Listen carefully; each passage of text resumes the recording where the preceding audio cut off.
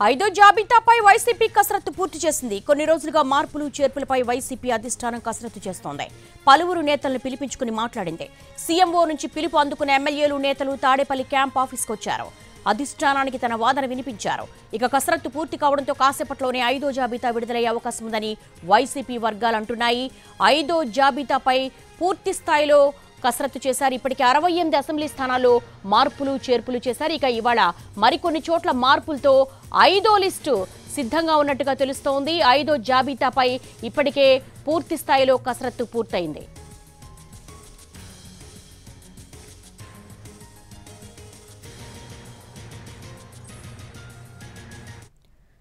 ఐదో జాబితాపై వైసీపీ కసరత్తు పూర్తి చేసింది. కొన్ని రోజులుగా మార్పులు చేర్పులపై వైసీపీ అధిష్టానం కసరత్తు చేస్తోంది. దీనికి సంబంధించి లేటెస్ట్ అప్డేట్స్ మా ప్రతినిధి రెహనా తాడేపల్లి నుంచి సిద్ధంగా ఉన్నారు.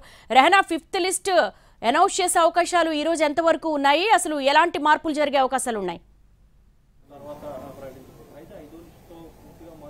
దేవి, వైసీపీలో ఐదో జాబితాకు సంబంధించిన కసరత్తు దాదాపుగా కొలిక్కి వచ్చింది. మరి కాసేపట్లోనే ఈ జాబితా విడుదల చేసే అవకాశం ఉంది.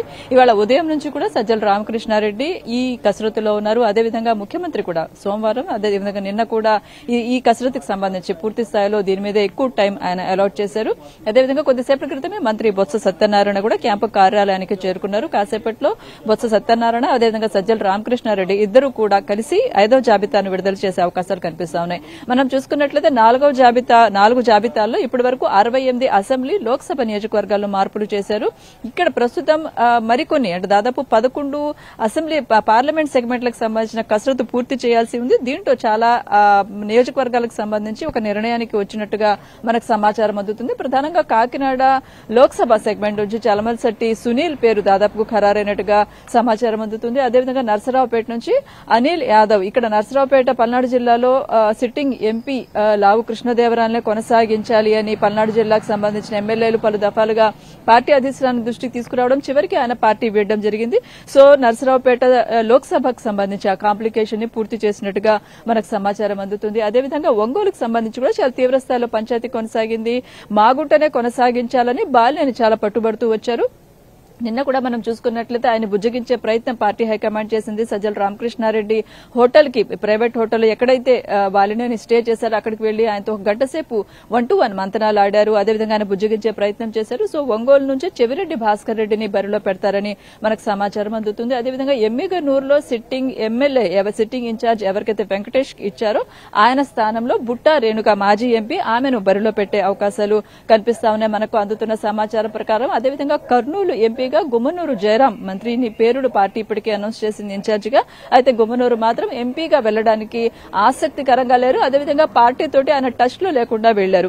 ఈ నేపథ్యంలో కర్నూలు ఎంపీగా కర్నూలుకు సంబంధించి మేయర్ బివై రామయ్య పేరును దాదాపుగా ఖాయం చేసినట్టుగా, ఖరారు చేసినట్టుగా మనకు సమాచారం అందుతుంది. అదేవిధంగా పలు నియోజకవర్గాలకు సంబంధించి ప్రకాశం జిల్లాలో మనం చూసుకున్నట్లయితే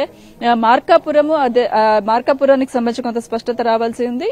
దీంతో పాటు గుంటూరు ఎంపీ స్థానానికి సంబంధించి ఉమ్మారెడ్డి వెంకటేశ్వర్లు కుమారుడు పేరు ఖాయం చేసే అవకాశాలు కనిపిస్తా ఉన్నాయి. నంద్యాల పార్లమెంట్ సెగ్మెంట్ నుంచి మైనారిటీ అభ్యర్థిని బరిలో పెట్టాలని పార్టీ సీరియస్ గా పరిశీలన చేస్తుంది. ఈ అభ్యర్థి ఎవరనే దాని మీద ఇంకా కొంత స్పష్టత రాలేదు.